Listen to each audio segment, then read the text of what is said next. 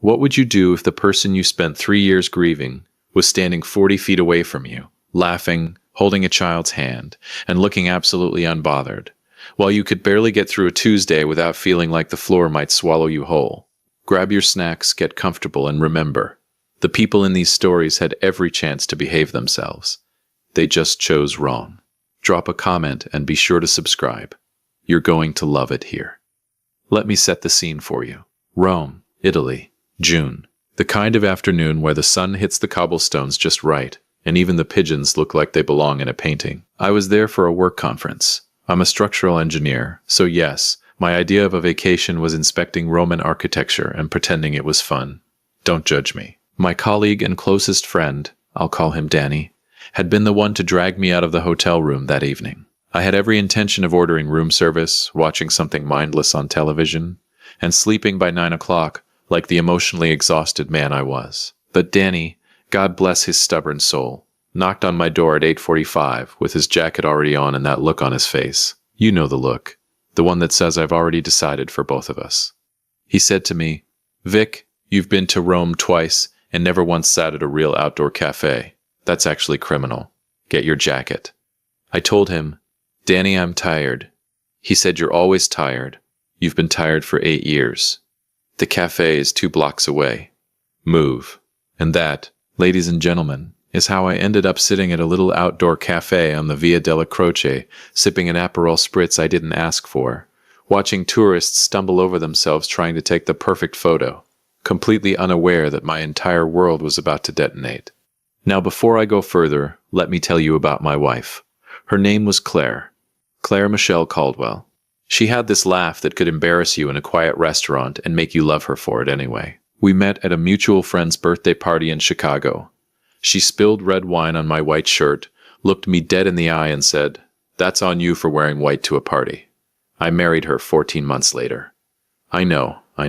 8 years ago, Claire went on a girls' trip, a cruise along the Mediterranean, with her 2 closest friends, Sandra and Beth. I remember standing at the departure terminal with her luggage, pretending I wasn't going to miss her like a lost limb. She kissed me twice, told me not to eat cereal for dinner every night, and walked through those doors rolling her little burgundy suitcase. 4 days later, I got a phone call. There was an accident on the ship, a midnight deck, a railing that gave way. 2 witnesses. They recovered her belongings, her bracelet, the one I gave her on our first anniversary. They never recovered her body. The Coast Guard said the current in that part of the Mediterranean made full recovery. Unlikely. As if the ocean owed me better grammar. I planned a funeral for a woman with no casket. I stood in front of our family and friends in a black suit that felt 3 sizes too small, and I talked about Claire like she was already past tense. Her mother, a woman named Patricia, held my hand through the entire service and wept so hard I thought she might actually break. 8 years. I went to grief therapy. I sold our apartment. I threw myself into work. I learned, slowly, painfully, how to be a person again.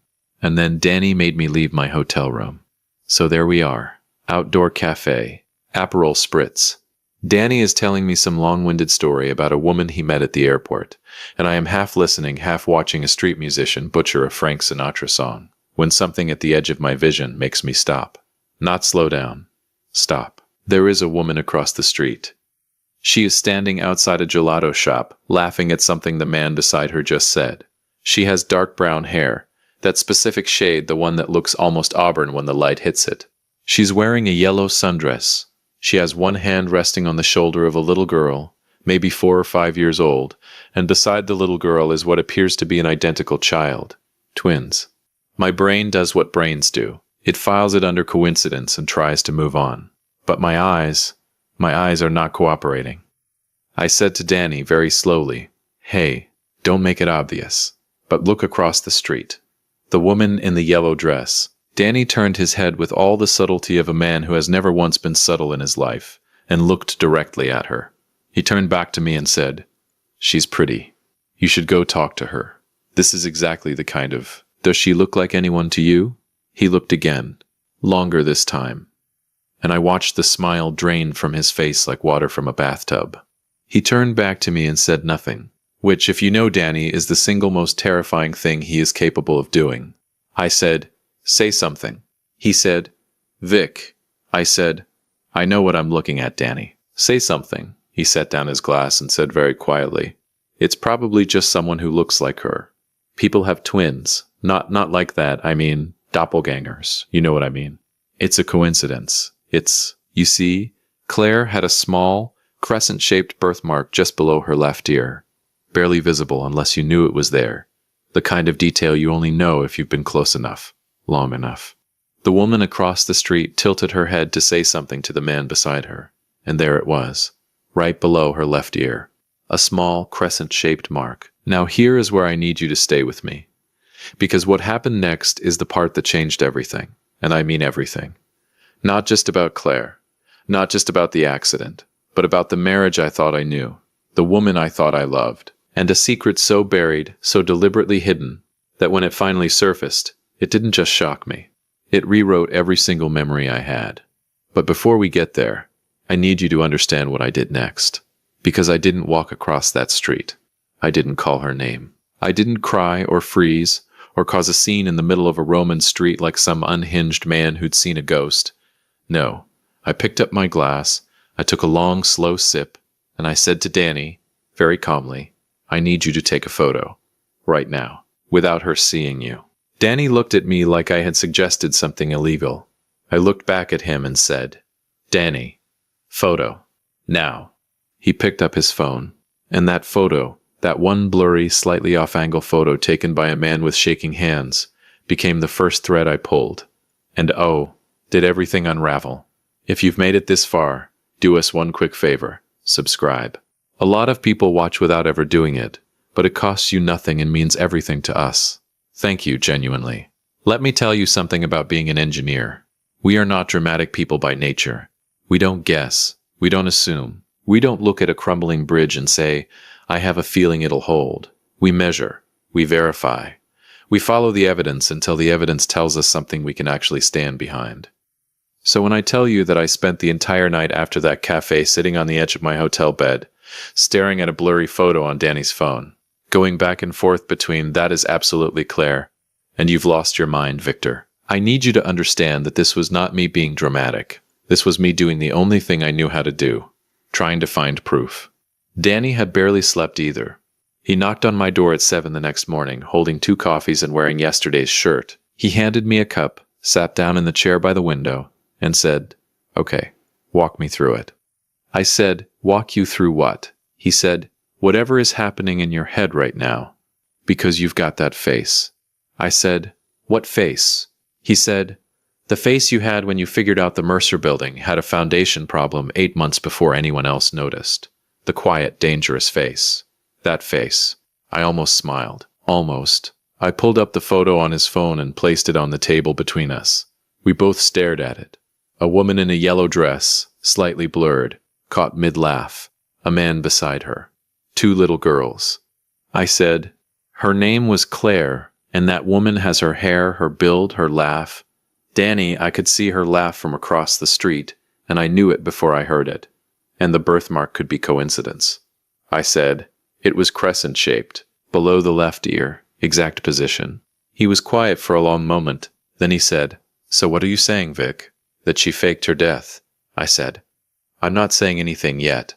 I'm saying I need to find that woman again. Danny leaned back and rubbed his face with both hands the way he does when he knows there's no talking me out of something. He said, of course you do. I said, the gelato shop. It was on Via della Croce. People return to places they like. We go back. He looked at me for a long moment, and then he said, you know what? Fine. But if this turns out to be a random Italian woman who just happens to look like Claire, you owe me an actual vacation, with a beach, and no architecture. I said, deal. We went back to that street the next morning, and the morning after that. By the 3rd day I felt slightly unhinged, sitting at the same cafe, ordering coffee I didn't need, watching a gelato shop like some underpaid private investigator in a movie where nobody wins. And then, on the afternoon of the 3rd day, she walked out of a building 4 doors down from the gelato shop. No twins this time. No man. Just her, a tote bag over one shoulder, sunglasses on, moving with that specific unhurried confidence that I had spent 14 months falling in love with and 3 years trying to forget. Danny saw her the same moment I did. He said, "Vic." I was already standing. He grabbed my arm and said, "Wait, what's the plan here?" I said, "I'm going to walk past her, close enough to see her face properly." He said, "And if it is her," I said, "then I'll figure out the next part." He said, "That is genuinely the worst plan I've ever heard." But he let go of my arm. I crossed the street. And I want to be honest with you. My heart was doing something completely unprofessional in my chest. 8 years of grief, of therapy, of learning how to breathe around the absence of this woman.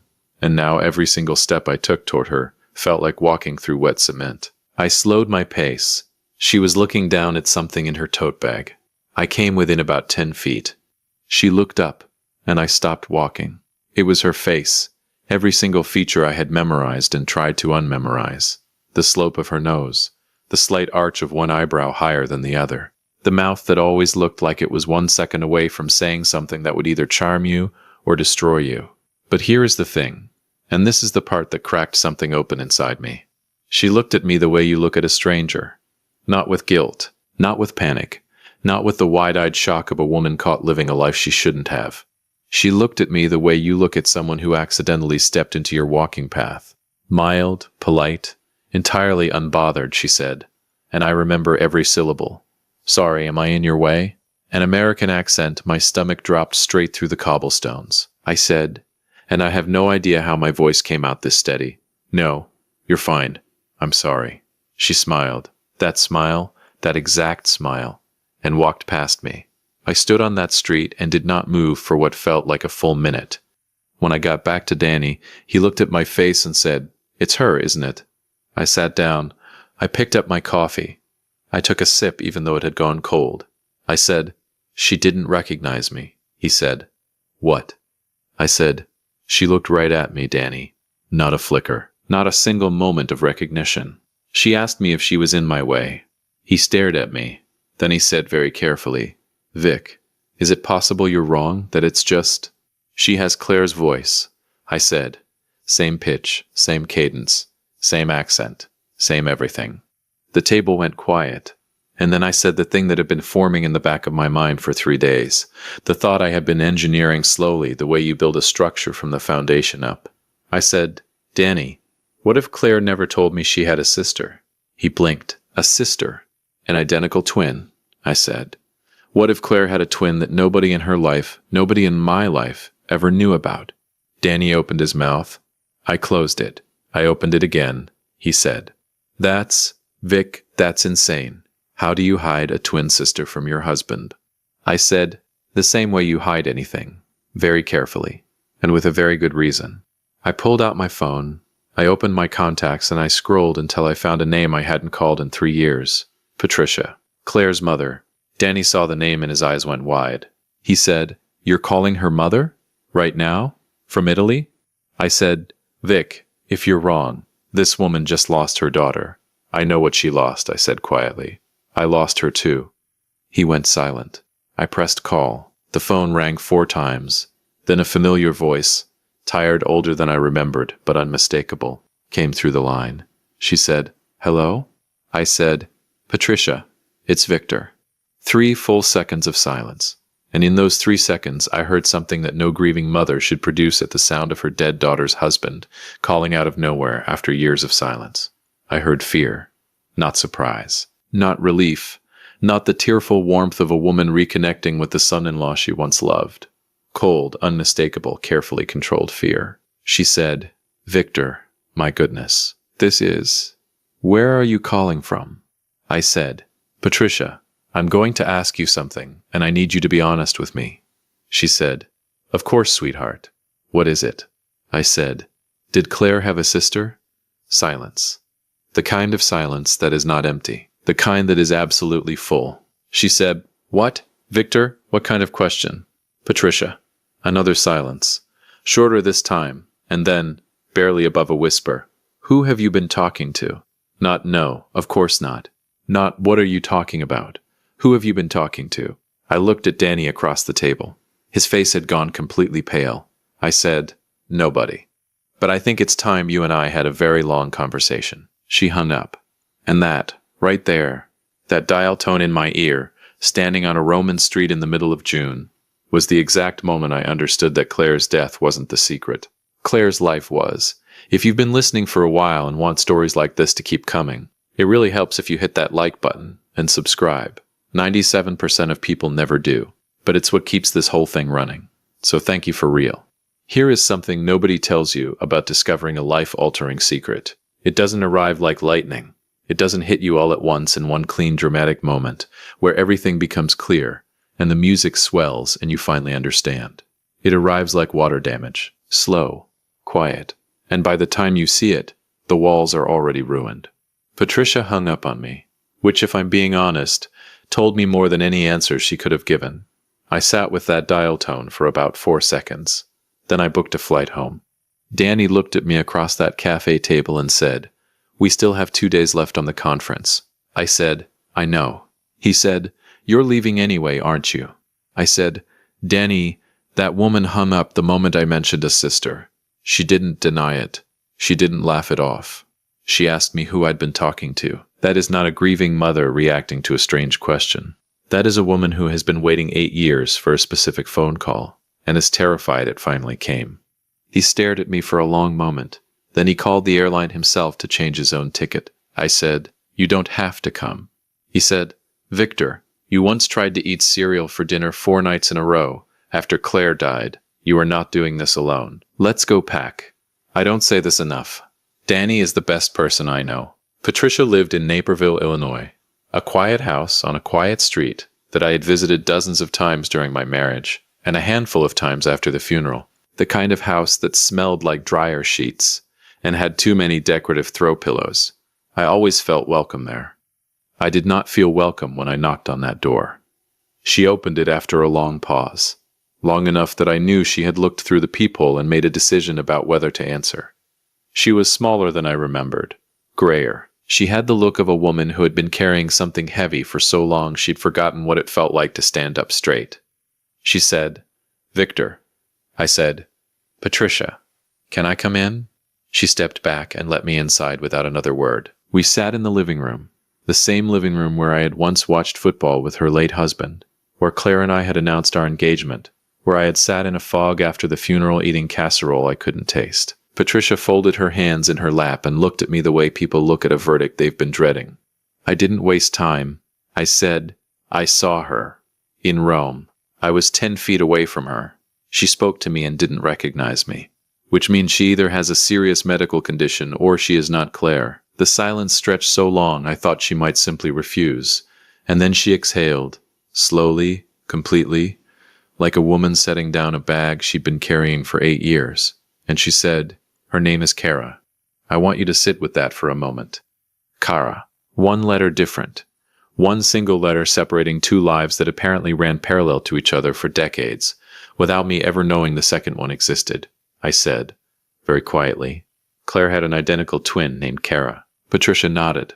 I said, "And in 14 months of dating and 4 years of marriage, she never told me." Patricia said, "She never told anyone, Victor. That was the agreement."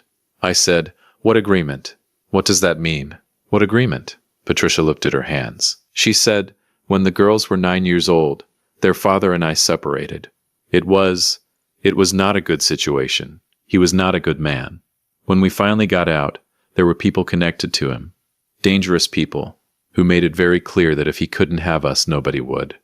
The room felt very still. She continued, "We had to disappear, both girls, different paths. It was the only way to guarantee both of them were safe. Claire came with me. Kara went with my sister out to the West Coast. We agreed. No contact, no connection. Because any connection between them was a thread someone could pull to find both of them." I stared at her. I said, "You separated your twin daughters to protect them." She said, "I separated my twin daughters to keep them alive. There is a difference." And here is where I had to just sit back, because every version of Claire I had ever known was quietly rearranging itself in my mind. Every time she had been vague about her childhood. Every time she'd changed the subject when family came up. Every time I'd chalked it up to grief over her father, a man she claimed had simply walked out and never returned. She hadn't been grieving an absent father.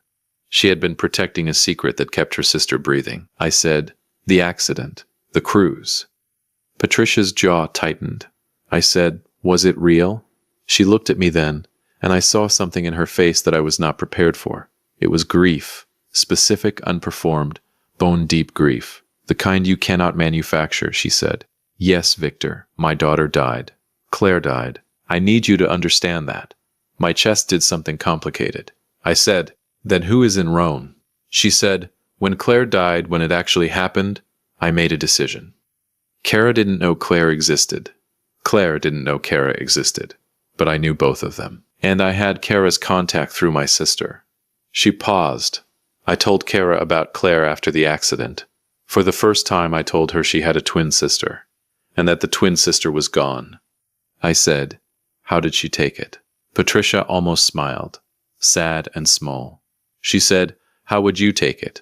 Finding out you had a sister you never knew, and that she was already dead." I had no answer for that.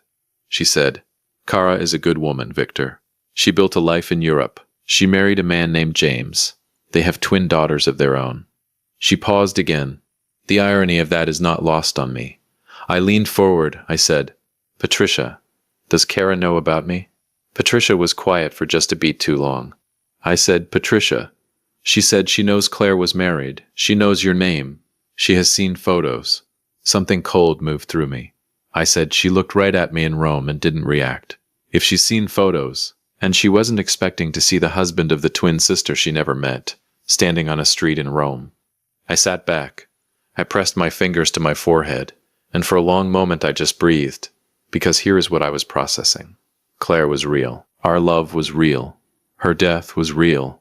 There was no betrayal, no conspiracy, no deliberate deception directed at me. There was just a woman who had carried a secret so long it had become part of her skeleton, a secret born not from selfishness, but from survival. And somewhere in Rome, there was a woman who looked exactly like my wife, living a life my wife never got to finish. I said, "I want to meet her." Patricia said, "Victor, she is the only living piece of Claire that exists in this world, and she doesn't even know what Claire was like. She doesn't know how she laughed, or what she was afraid of, or what she ordered at restaurants, or what she said the morning before she left for that cruise." My voice cracked on that last part. I hadn't planned on that. Patricia was quiet for a long time. Then she said, "I'll reach out to her. I can't promise anything, but I'll reach out." 3 weeks later, I got a message from an unknown number. It said, "This is Kara. My mother told me what happened in Rome. I think I'd like to talk, if you're open to it. I have a lot of questions about my sister. I imagine you might have a few too." I read that message 4 times. Then I called Danny. He picked up on the second ring and I said, "She reached out?" He said, "Kara?" I said, "Yeah." He said, "How do you feel?" I thought about it, honestly, fully, for the first time without the weight of suspicion or shock or grief clouding everything. I said, "Like I get to tell someone about Claire. Someone who never got to know her. Someone who deserved to." Danny was quiet for a moment. Then he said, "Then call her back, Vic." I did. And that conversation lasted 4 hours. And somewhere in the middle of it, past the questions and the photographs I described and the stories she had never heard, Kara laughed, and I recognized the laugh before it even finished leaving her mouth. I did not cry about it. I'm a structural engineer from Chicago. I don't do that. But if Danny ever tells you I did, I'm not confirming anything. The woman who died twice never came back. But the part of her that was always missing, the part even she didn't know existed, was finally, quietly found. If you liked this story, join our community by hitting that like button and subscribing for more real, raw, and family-centered stories. And as always, thank you for being a part of this sphere.